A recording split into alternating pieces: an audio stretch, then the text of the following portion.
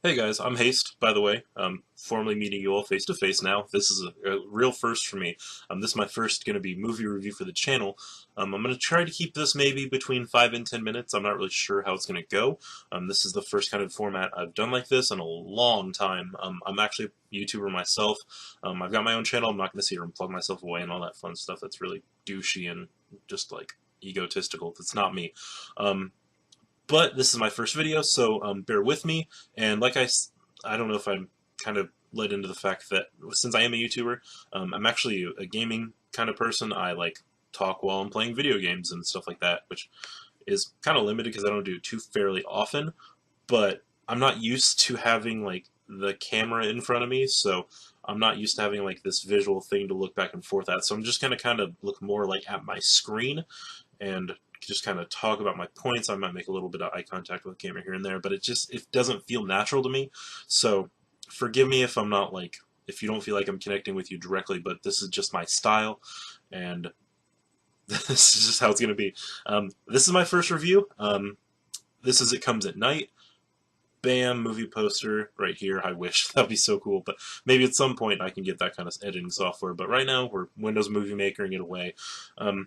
So let's get down to it. A24 is the distribution company. This is produced by a company called Animal Kingdom, which I've never heard of up until prior to like the opening like credits for the film, which were actually pretty short. That's a shocking in and of itself. Um, so yeah, this is a movie produced by Trey Edward Schultz. He has got a 2-movie contract deal with A24. I do believe this is his second of the two. He had another horror movie maybe a year or two ago, I think, that was his first, which apparently has like raving reviews. I haven't seen it yet. Like I've said before on the podcast, I'm not much of a horror person. This was kind of me coming out of my shell, and I was like, okay, I'll give this a try. I'm more like psychological kind of horror. I don't do too much of it because it's just it gets in my head too easily, and they know what they're doing. But I kind of figured I'd go out of my shell here a bit. The trailers for this just look so freaking cool, and so yeah, let's get down to the cast real quick. We'll do that, and then we'll go into like the plot details. We'll go into like my feel throughout the movie, and then at the end, I'm just gonna wrap it up, give a quick maybe a quick score.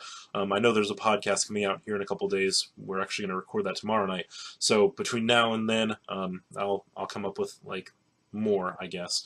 But yeah, this movie stars Joel Edgerton, Christopher Abbott, Carmen Jogo, Kelvin Harrison Jr., and Riley Kaof. Music is by Brian McComber, cinematography by Drew Daniels, and then edited by Trey Edward Schultz and Matthew Hannum.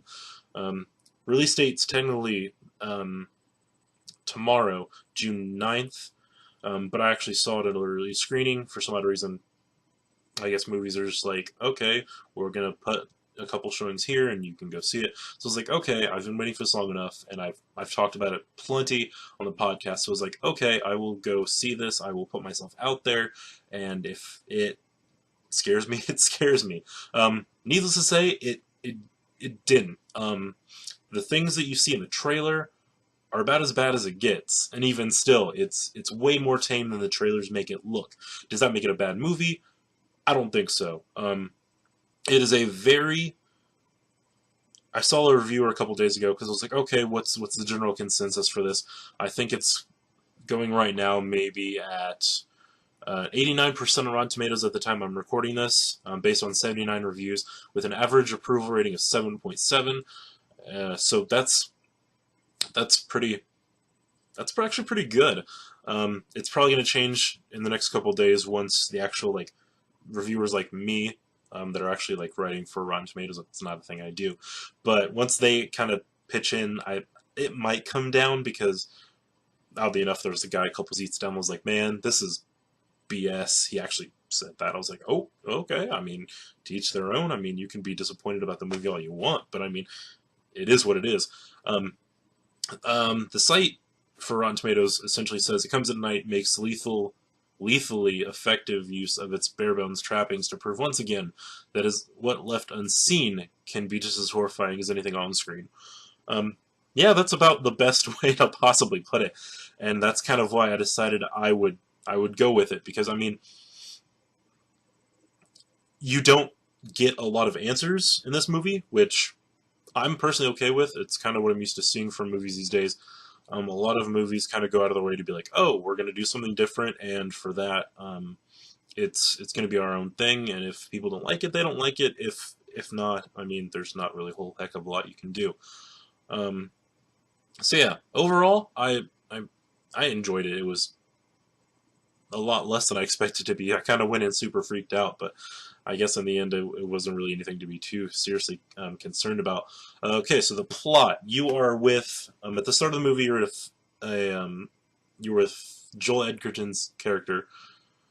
Um, he is living with his wife and son in an abandoned, well, not abandoned, in a big house, like massive house in the woods, away from civilization, and the house is boarded up and everything like that. So you're like, oh, okay, there's something going on, and we learn that there's a plague, quote unquote, that is destroying the world of the, like, at least the civilized world, and you get a little bit of experience with that at the very start of the movie. You meet the characters. They're taking care of their sick and dying grandfather who actually has the disease that is plaguing the world. Um, we don't really see a whole heck of a lot of what it does. He had like some splotches on his face. He had some like boils on his like bare body because he was shirtless. I don't know why that really matters, but but you kind of get the feeling that something's other than what we know. Something's going on here. And I think I remember from the tagline of the movie, it is "Fear makes men monsters," something like that. But you follow this family. They're being very careful about everything they do. They've got a very strict rule of there's a door that leads to the back end of the house where they live. They're like, okay, we're never gonna come past. Like, we can go out during the day, but at night that door gets locked. No more, no less. That's that. So they meet a guy who actually breaks into their house, into the off section of their house. So they capture him. The Joel Edgerton's character is like, okay, I'm going to go stay with these people for a few days. If I don't think they're sick, I'll bring them back. And from there, things kind of just build in form of tension between the families, because it's the the main characters, the three of them, and then it's the guy that they meet that breaks into their house. It's his wife and their son, who's maybe like 3 or 4, I think.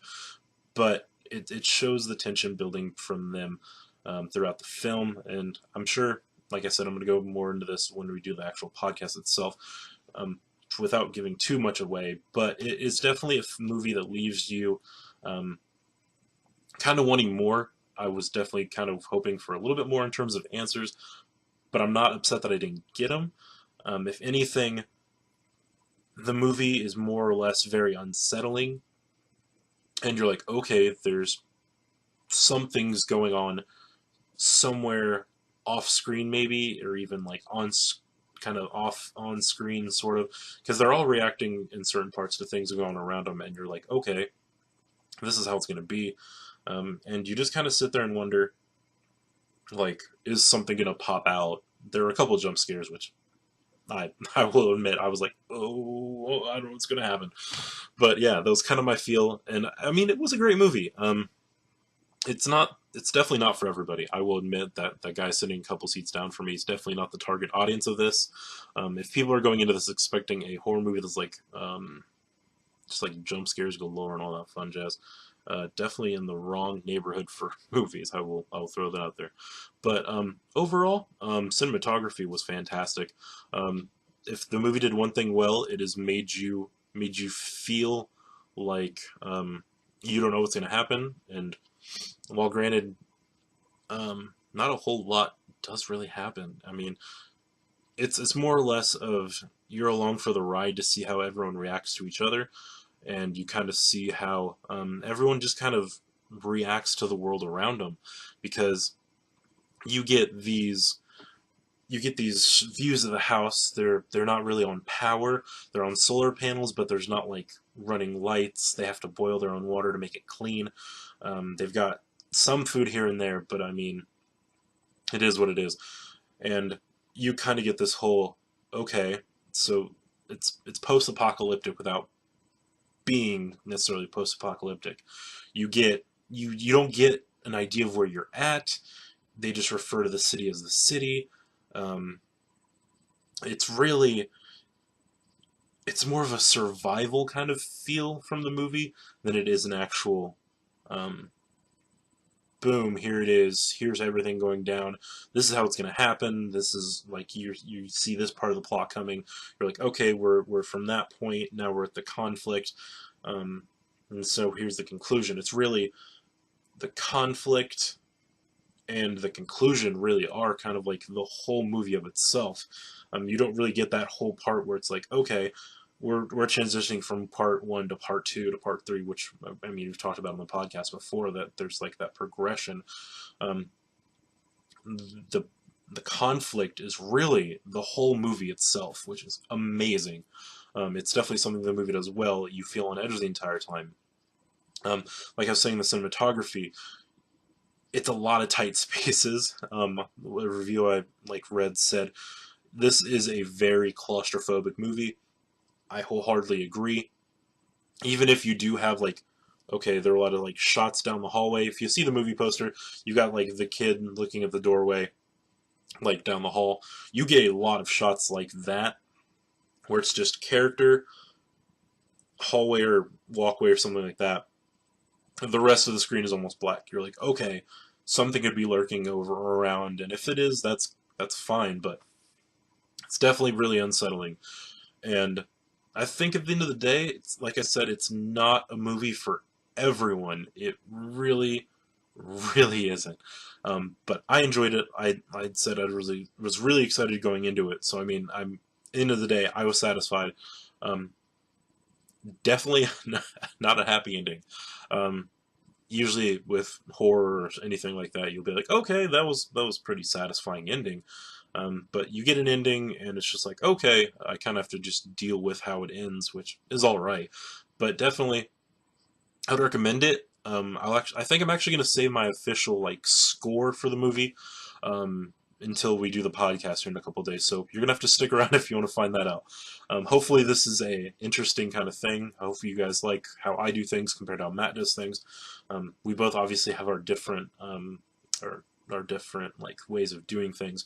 He's more of the kind of guy that's like, okay, we're gonna go big, or we're gonna go, this is gonna look bold, and I'm kind of more laid back of the two of us.